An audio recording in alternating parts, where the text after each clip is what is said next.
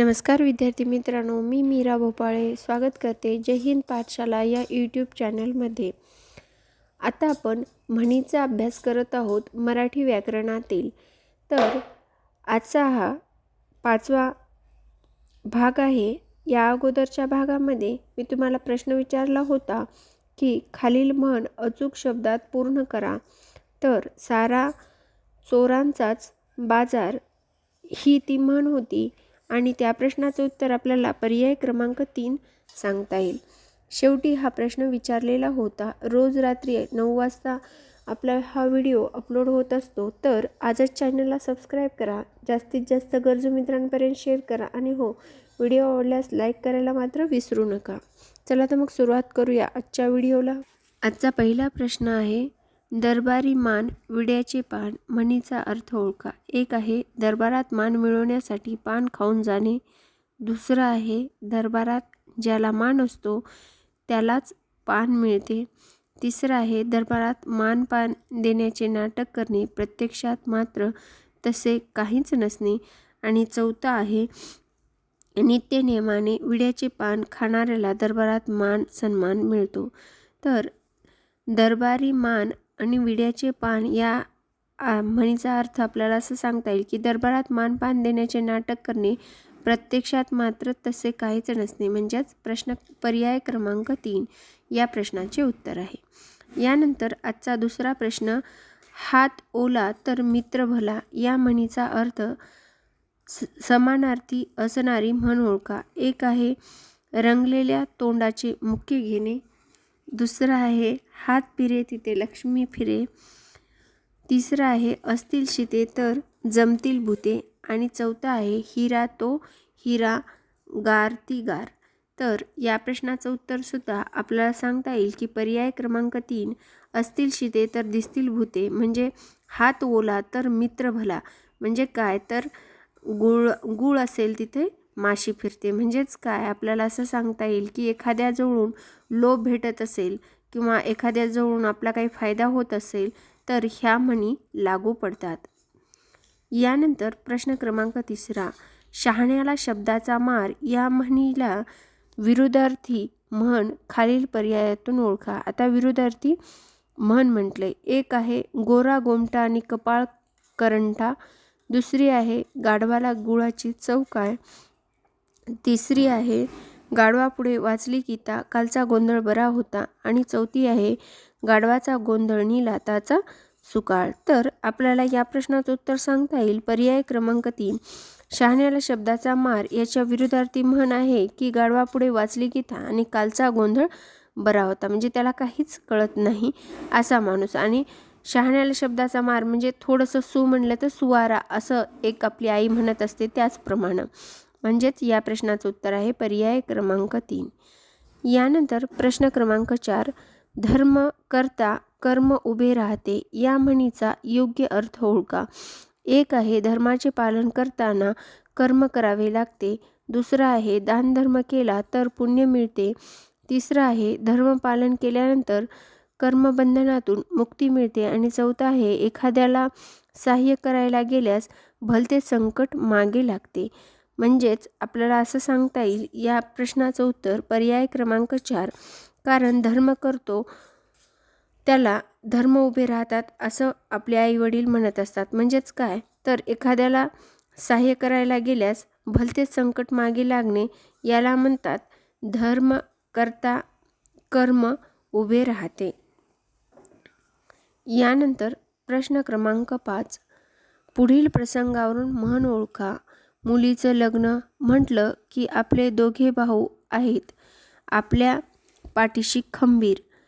वान सन्मान उधारीला वर घ्यायचं तर दुकानदारही आपलाच। झालेच तर काही कमी जास्त लागलं सवरलं तर आपले मित्रही हात देणारे आहेत।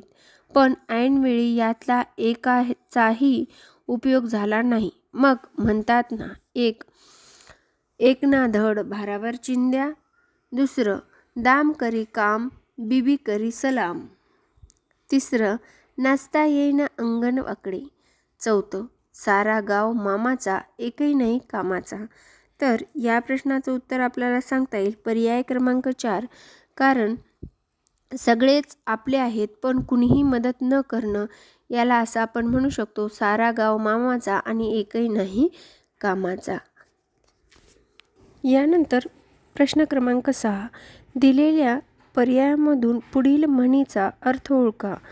केळीवर नारळी आणि घरावर चंद्रामोळी. तर याचा अर्थ काय आहे आपल्याला ओळखायला लावलंय.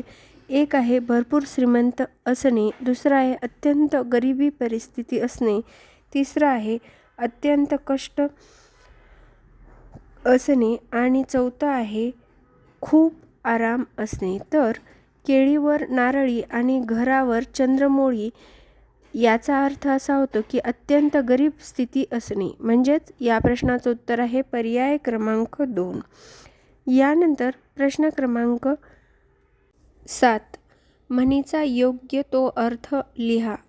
कोल्हा काकडीला राजी.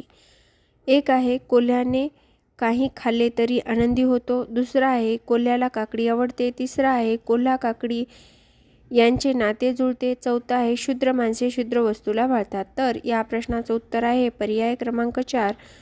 शूद्र माणसे शूद्र वस्तूला भाळतात, त्याला आपण म्हणायचं कोल्हा काकडीला राजी. यानंतर प्रश्न क्रमांक 8. खालील म्हणीसाठी विरुद्धार्थी म्हण ओळखा. झाडाला लागले कानवले आणि आडाला लागले गुळवणी. तर एक आहे मनाला मनोरे पुढे ताट कोरे, दुसरा आहे हा सूर्य हा जयद्रथ, तिसरा आहे भ्रमाचा भास नि हिंगाचा वास, चौथा आहे भरोशाच्या म्हशीला टोनगा. तर झाडाला लागले कानवणे आणि आडाला लागली गुळवणी याची विरुद्धार्थी म्हण आपल्याला सांगता येईल की हा सूर्य हा जयद्रथ. म्हणजेच या प्रश्नाचं उत्तर आहे पर्याय क्रमांक 2. यानंतर प्रश्न क्रमांक 9. पुढील वाक्याच्या अर्थावरून म्हण सांगा. निरुद्योगी निरुपयोगी मनुष्य कोणालाही हवासा वाटत नाही. एक आहे खायला काळ आणि भुईला भार, दुसरा आहे एक ना धड भाराभर चिंध्या, तिसरा आहे इकडे डोंगर तिकडे करणे दिवे लावणे, चौथं. तर निरुपयोगी माणूस किंवा उद्योगी माणूस कोणालाही हवासा वाटत नाही, त्याला असं म्हणतात की खायला काळ आणि भुईला भार. म्हणजेच या प्रश्नाचं उत्तर आहे पर्याय क्रमांक 1.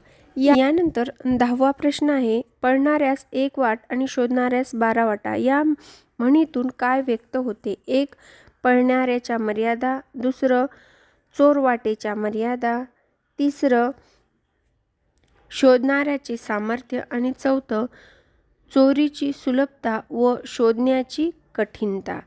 तर या प्रश्नाचं उत्तर आपल्याला सांगता येईल पर्याय क्रमांक 4. कारण पळणाऱ्यास 1 वाट आणि शोधणाऱ्यास 12 वाटा याला आपण असं म्हणू शकतो चोरीची सुलभता व शोधाची कठीणता.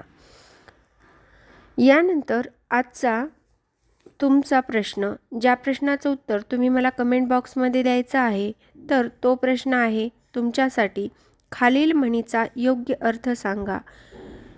उथळ पाण्याला खळखळाट फार. एक आहे मुळातच काही नाही मग नसत्या उठाठेवी कशाला, दुसरा आहे अगदी छोटीशी धार पण धबधब्यासारखा आवाज, तिसरा आहे ज्या माणसाजवळ अद्वितता बेचिकता असते ती खूप बढाया मारते, चौथा आहे मुळातच पाण्याचा थेंब नाही तेथे पाण्याचा आवाज कोठून येणार.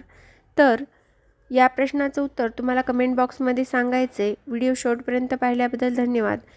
अभ्यास करत राहा, यश तुमचंच आहे. स्वतःवर विश्वास ठेवा. भेटूया पुढील व्हिडिओमध्ये. व्हिडिओ परत एकदा शेवटपर्यंत पाहिल्याबद्दल धन्यवाद. जास्तीत जास्त गरजू, मेहनती आणि जिद्दी मित्रांपर्यंत हा व्हिडिओ पोहोचवा. आणि हो, व्हिडिओ आवडल्यास लाईक करायला मात्र विसरू नका. धन्यवाद.